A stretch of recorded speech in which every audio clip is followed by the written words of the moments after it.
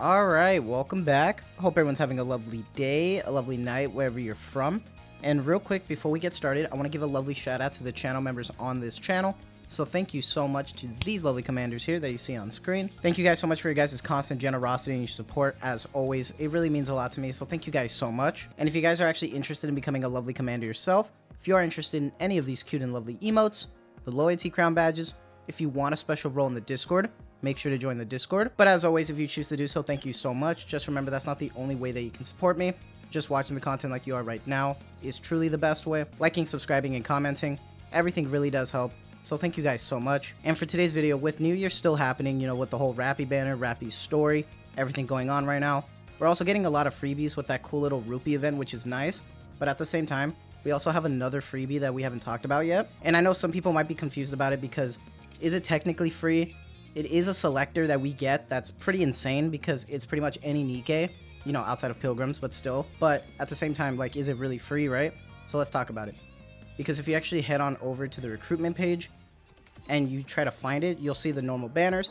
Then you'll see the Step Up New Year recruitment banner. Now, some people are kind of confused by this because there are some games that do this, these type of like Step Up banners, kind of like Brown Dust 2. Brown Dust 2 has it where if you pay with paid gems and you do like the steps, then you instantly get the character, right? This is similar to that, except even though you're using gems, you can use paid and unpaid gems, so free gems. So, you know, doing Tribe Tower, challenges, dailies, weeklies, all those gems that you're collecting yourself for free without paying anything, even the monthly, that counts. So this is technically a free SSR selector because you can use free gems. It doesn't have to cost any money. And there are 4 steps to it right here. The first step is 100 gems. The second one is half off of a 10 pull with the gems. Instead of 3,000, it's 1,500. And then a little bit cheaper at 2,000, but still, you save a good amount of gems because even though step 4 costs you 3,000 gems, the amount of pulls you do for the gems, you still save on some. And if you get lucky with, you know, the recruits, hey, you get another SSR on top of the selector. And the probability is interesting because even though this is its own kind of like step up thing, this doesn't use the wish list. So it's a blanket 4%, meaning the wish list that you have does not count. So all these characters that you see here, even like, you know, Pilgrims and stuff, they're just on their blanket percentage. So whatever you get from this is what you get. There is no wish list involved here. It's just its own thing. And I kind of wanted to just break it down and then also talk about my thoughts on what you should probably be using the SSR selector for. Now for me, let's just get started because we're just going to do the 100 gems and we're just going to go from there. It's just going to be really fast. You know, I doubt we'll get any luck, especially with how bad my Rappy pulls went. You know, it is what it is, but we are going to do the next recruit 10 pull, which is half off. So that's nice. So even though it uses gems, it's good that they're free because it kind of makes up for it, right?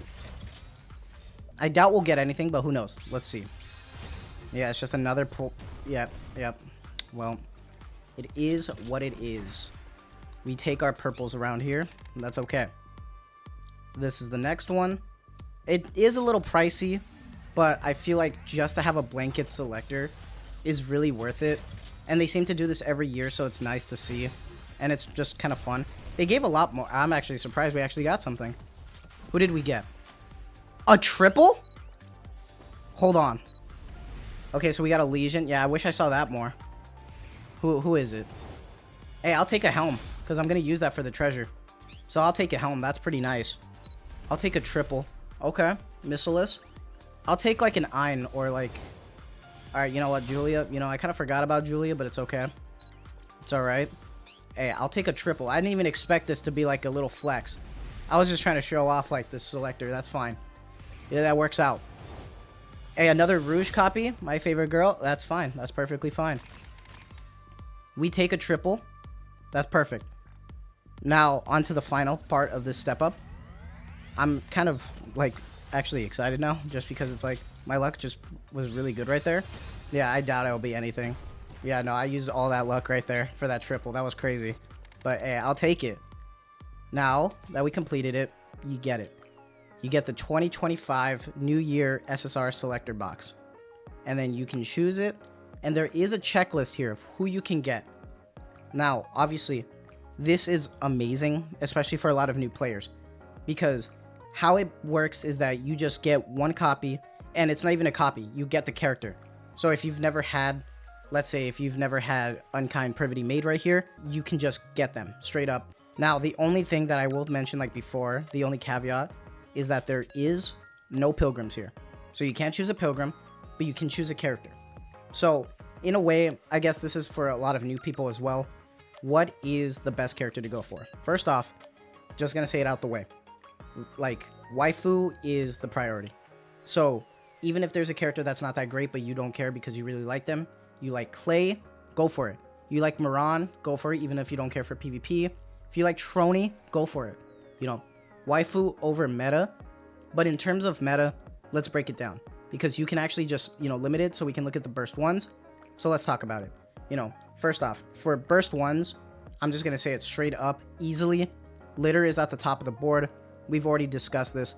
Litter's utility, her cover HP, everything that she brings to the team, max ammo, all of that sustainability really helps the team. And there is a reason why she is still like triple S tier on tier lists, even to this day, 2 years later.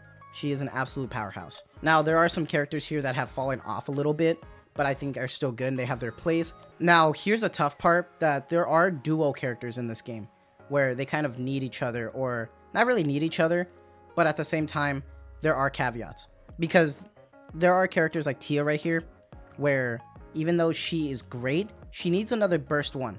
So if you do not have another burst one, it's going to be pretty rough to use her in a rotation, and at the same time, it forces you to use 2 burst ones, so keep that in mind. Now, if you're focused on lore or anything, just remember that there are characters with treasures. So there are characters like Exia over here who are getting treasures. Remember, we also have 4 more treasures coming up, so it's kind of a toughie, so just be aware of that.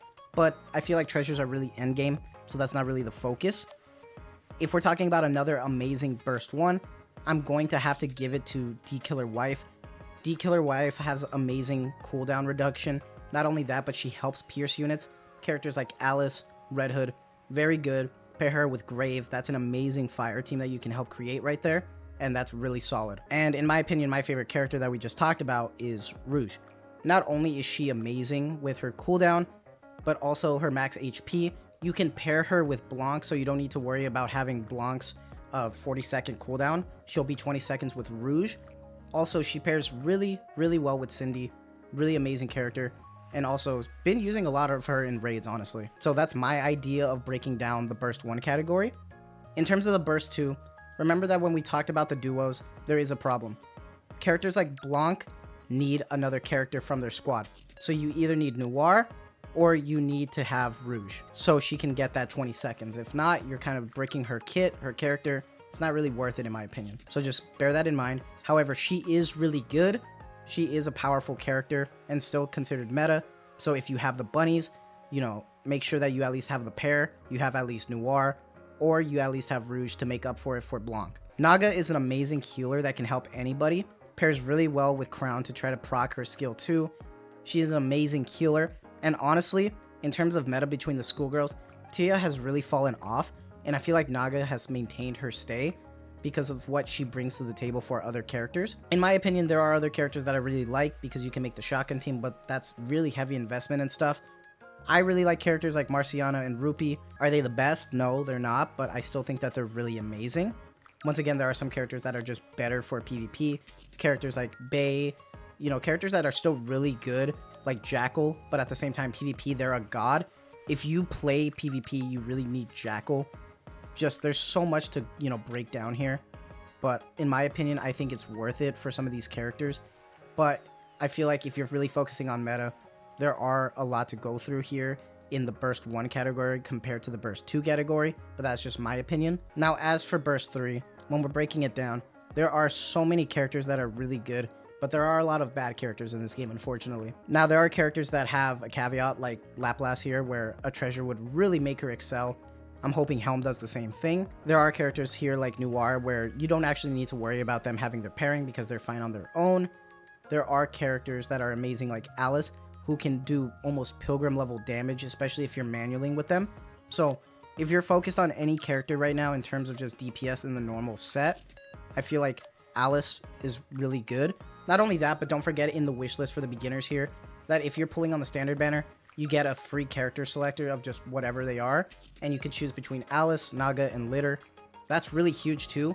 So if you want, you can choose one of them from there, and then choose a character from this.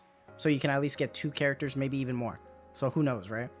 Now, there are some characters that are amazing, like Ayn as well. Really great character. Soda Bunny is really good, but I think she needs high investment, so it's not really worth it to me. Now, I think Quincy not only is great, like waifu-wise, but she's also really good. Is she amazing by any means, like up there? No, but she's still solid, and I think that's still respectable, especially for a standard character, compared to all of this. So, overall, there are a bunch of characters in this game, and at the end of the day, you just choose what you want. Me personally, I'm not even going to use it. I'm actually just going to hang on to it. I feel like it's better that way, so I don't have to worry about anything, because I like to hoard all of them. Fortunately, I don't have everything, but I am going to start doing that from now on, just because I like collecting. So that's perfectly fine with me. I kind of wish I did that from the get-go instead of just wasting it, but it is what it is. But that is going to be it from me. So let me know what your guys' thoughts are. Did you guys already use the selector?